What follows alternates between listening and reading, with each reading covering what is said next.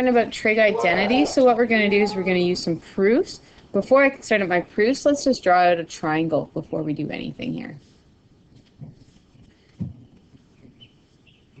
And not just any triangle, it's going to be a right angle triangle on my xy axis. Okay, here's my x-axis, there's my y-axis. So there's my x value, there's my 90, there's my y. And we're going to call this our radius because it's as if it traces out a circle all the way around. Okay. Now if I use Pythagorean theorem, I know what r is going to be. Right? And so I can find r. So I know c squared equals a squared plus b squared. So that means r squared is x squared plus y squared. Okay, that's going to come in handy a little bit later.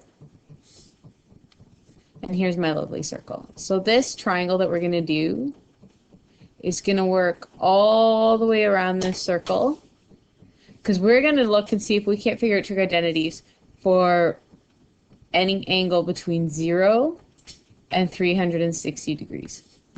Okay, so let's see what we can come up with. Example 1.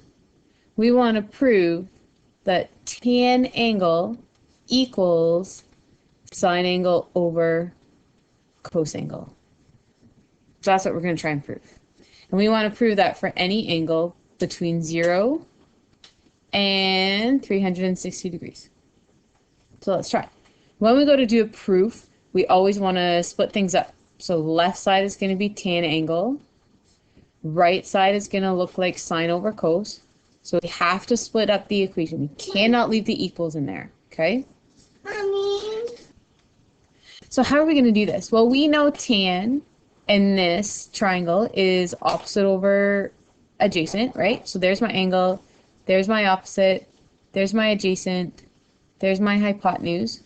So we know that tan is opposite over adjacent. So in this triangle, it's y over x.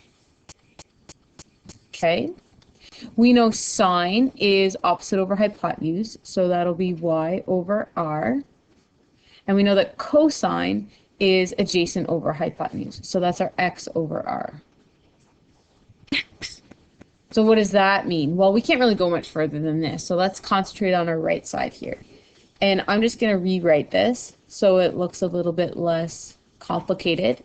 So I've got y over r divided by x over r. Well, we know when we're dividing fractions, we really want to flip and multiply r over x. And then that looks like, oh, the r's cancel out. So what are we left with? Y over x. And isn't that what we just had? That is what we had. So we would say, since left side equals right side, therefore tan theta equals sine theta over cos theta. However, we're not quite done. We had a fraction. We had a cos theta as a fraction. So we have to watch for restrictions, right? Because you can't divide by 0. So that means cos angle can never be equal to 0. Well, when would cos angle be equal to 0? Well, cos is x over r, right? So that means x over r cannot be equal to 0, which means my x value cannot be equal to 0. So if I go back to my triangle up here, well, when is x equal 0? Well, when the angle is 90.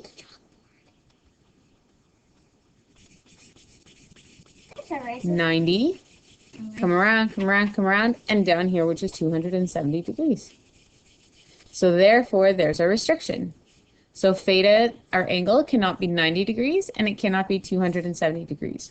So this works for 0 is less than or equal to, angle is less than or equal to 360 degrees, except theta is not 90 degrees or 270 degrees.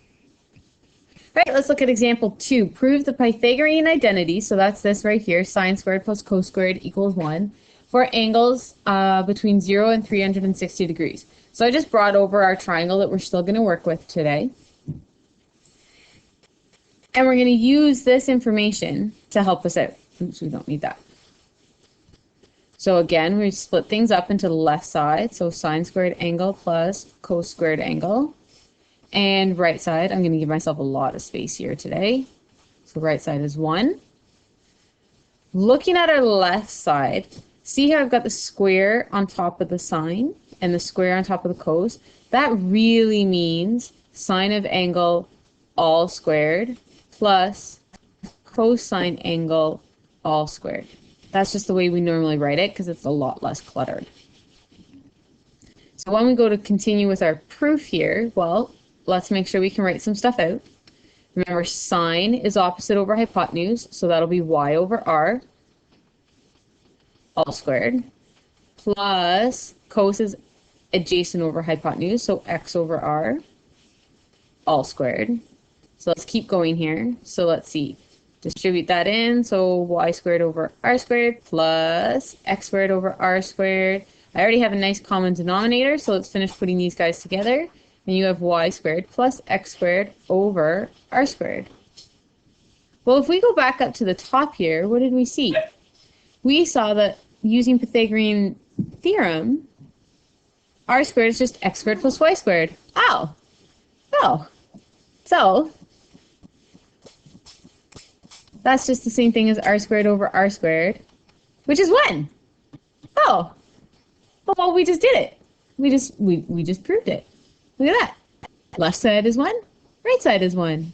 And it came down to the Pythagorean theorem, hence why this is called Pythagorean identity. Now let's double check. Did we ever have any restrictions? So in the denominator, the only thing I have in my denominator is r. And there will always be an r because we're tracing out this circle. So the r is our radius of the circle. It's never 0. So we're good. No restrictions. So since left side equals right side, therefore sine squared angle plus cos squared angle equals 1 for 0 is less than or equal to angle less than or equal to 360 degrees.